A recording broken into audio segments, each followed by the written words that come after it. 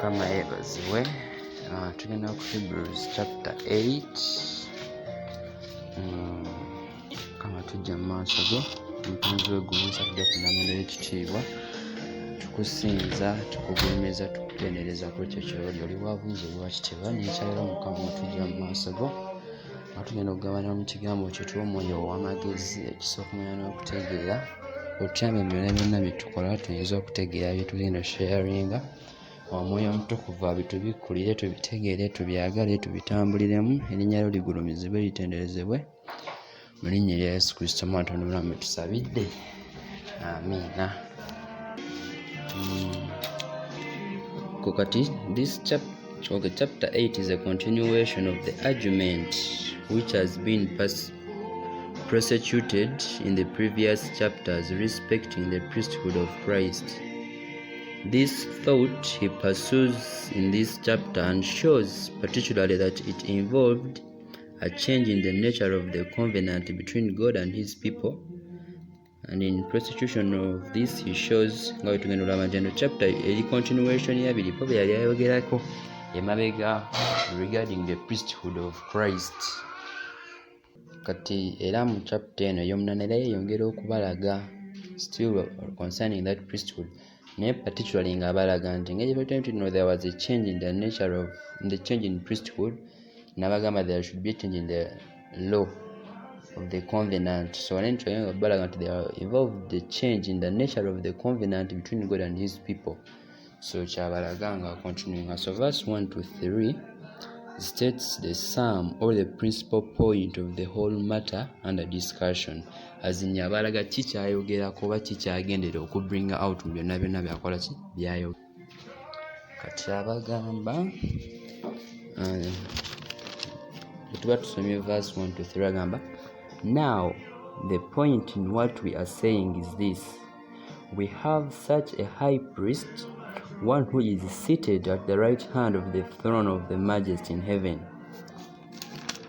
Verse 2, a minister in the holy places, in the true tent that the Lord set up, not man. For every high priest is appointed to offer gifts and sacrifices. Thus it is necessary for this priest also to have something to offer. Kati abalaga nga tuwame tuno waneno mu verse 23 abalaga agezaako balaga kikyagezaako okutegeeza mu byonna byali ayogedde oba mu byonna byayogera nti abalaga nti the main point yali ayogerako nti we have a high priest atudde waggulu mu ggulu ku ntebe ya Katonda, ku mukono gwa ddyo gw'entebe ya Katonda, era nga bagamba nti aweereza mu kifo ekitukuvu, aweereza in the holy places oba in the holy of the holies nga bwe tugenda olaba nga tweyongerayo. So n'abalaga nti buli high priest alondebwa abeerako n'ekyokuwaayo ng'ebirabo ne ssaddaaka, era n'olwekyo kyali kyetaagisa oba kyetaagisa nono high priest abe n'ekyokuwaayo oba abeeko nekyawaayo. Kati yali abalaga nti Kristo naye nga high priest, nga kini tewali high priest baawanga sacrifices, nti naye as a responsibility oba as a duty of that office of the priesthood, he had to offer sacrifice.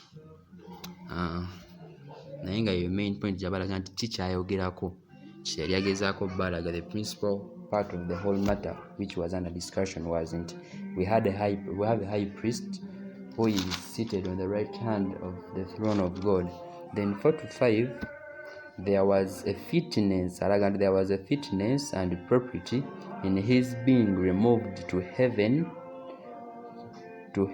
to perform the function of his office there, since if he had remained on earth he could not have officiated as priest, that duty being by the law of Moses entrusted to others pertaining to another tribe. Kati verse 4 to 5 abalaga nti kyali kyetaagisa Yesu ave ku nsi agende mu ggulu gy'aba akolera emirimu gye egya office eyo oba high priest, kubanga singa yasigala ku nsi ekyasobola kubeera high priest, kubanga ku nsi already waaliwo tribe by the law of Moses yali ennondeka okukola omulimu gw'aba priesthood, nga tribe yali y'Abaleevi.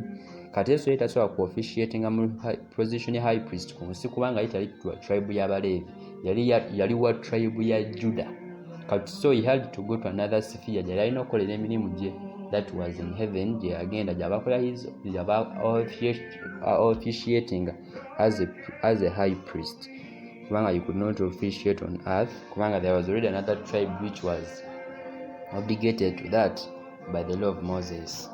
Kati kyabalaga mu verse 4 to 5 agamba, now if he were on earth he would not be a priest at all, since there was priests who offer gifts according to the law.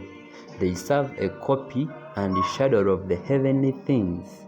For when Moses was about to erect the tent, he was instructed by God, saying, see that you make everything according to the pattern that was shown you on the mountain.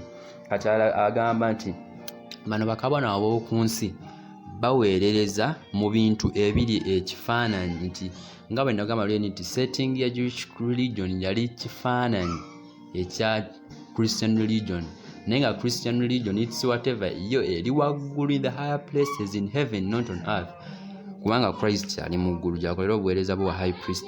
Kati abagamba nti bino ebyali wano ku nsi obuweereza bwa high priest ne byonna bye bali bakozesa okuweereza byali kifaananyi ebyakiri ekyali waggulu, byonna okutandikira ku tabernacle engeri gye bagizimba. Mukama bwe yali agamba Musa okuzimba ebintu ebyo ng'ozoyo mu ndagaano enkadde mu Leviticus, bwe yamugamba okubizimba yamugamba abeere mwegendereza buli kimu akizimbe nga bwe yakimulaga. Katonda yali ayinteenize nti bwe yabimulaga bwe bityo bwe byali mu ggulu, bwe yali ayagala Musa abikole in that kibeere kino eky'oku nsi kibeere a copy or a shadow or a figure of what is in heaven. Katonda kyagezaako mugamba mu verse 5, they serve a copy and a shadow of the heavenly things. Bali baweereza mu bintu ebyali byefaanaanyiriza oba ebyali ekifaananyi byekyo ekiri mu ggulu. So ebyo ebiri mu ggulu Yesu ye mwaweerereza mu ebyo ebiri mu ggulu, naye bino ebyali wansi ku nsi bapriests b'omu Buyudaaya bali baweerereza oba by'omu Jewish religion oba mu biseera ebyo, it was just a shadow of what was there in heaven, nga bwe tulabye. Kati yali agezaako balaga nti kyali kyetaagisa Yesu yagenda aweerereza eyo mu ggulu, kubanga already ku nsi waaliwo abaali abalonde okukola obwo obuweereza, naye nga baweerereza mu kintu ekyekifaananyi ku kyekyo ekiri mu ggulu, kubanga nga Musa bwe yabikola bwe bityo biri mu ggulu. Kyali Katonda yamugamba abeere mwegendereza nga abikola abikole nga bwe yabyemulaba, kubanga Katonda yali agala bibeere exactly as they are in heaven. Then verse 6 agamba, but as it is, verse 6 to 13, Christ had obtained a more exalted ministry that the Jewish priest an exalted ministry that the Jewish priest held, because he was a mediator in a better covenant, a covenant that related rather to the heart than to the external observances. Kati abalaga nti Christ yalina ministry esukkunye ku yaba Jewish priest, kubanga yali mediator mu covenant eri better, in a better covenant, which covenant related to the heart than to the external observances, nga bwe kyali mu Jewish religion. Kati verse 6 to 13 kyabagamba. Verse 6 egamba, but as it is, Christ has obtained a ministry that is as much more excellent than the old, as the covenant he mediates is better, since it is enacted on better promises. For if the first covenant had been faultless, there would have been no occasion to look for a second.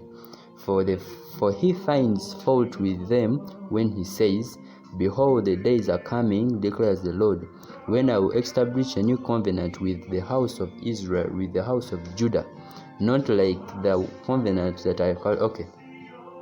Katsoke today so kumbaenda la yonanji semepa ku 13 naye kansoke nindeko tukayona ku 13 so ketwa verse 6 batu genenga twaba zino verses banga tuinterpretinga kati kwanga no mu verse 6 abagamba nti Christ afunyo yo buweereza bwe busuko tabalaga nti the ministry of Christ is greater than the ministry of the Jewish priests, nga balaga nti the covenant which Jesus mediated was a better covenant okusinza kwe kubanga there are two covenants. Wawendaga the old covenant Katonda jjakwa n'abaana ba Isirayiri nga bajja mu Egypt, eyo covenant yonna okutuuka ku Yesu yajjira, that was the old covenant. Then Yesu we yajja then Jesus begins a new covenant.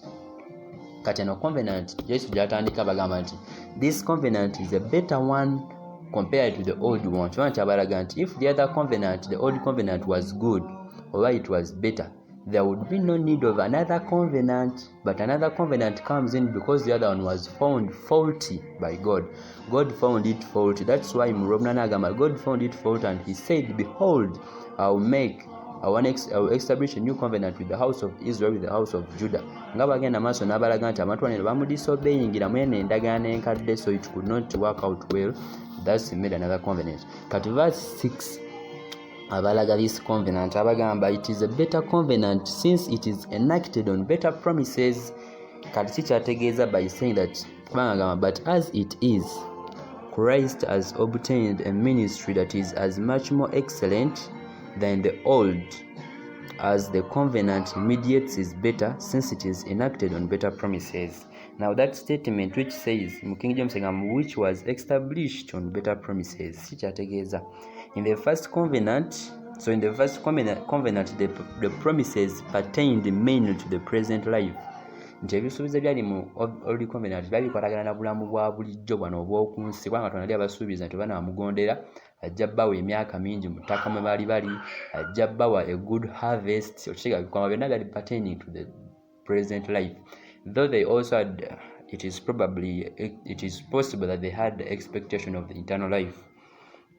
But then this new covenant, in the new covenant, the promises of spiritual blessing become the principal thing. But in this new covenant, the principal thing is the blessings, the spiritual blessings, not like in the old covenant where it was concerned with the present life. But this one is concerned with the spiritual blessings.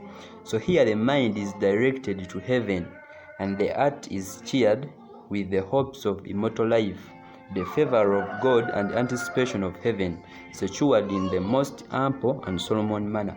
Now what we learn this new covenant, yes, later, it is pertaining to spiritual blessings.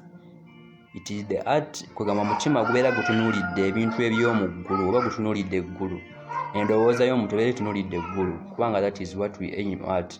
And then omutima nga guzzibwamu amaanyi, essuubi ery'obulamu obutaggwaawo, favor ya Katonda n'okulwokuba nti tujja bbeera mu ggulu byonna nga biri secured in the most ample and solemn manner, because it is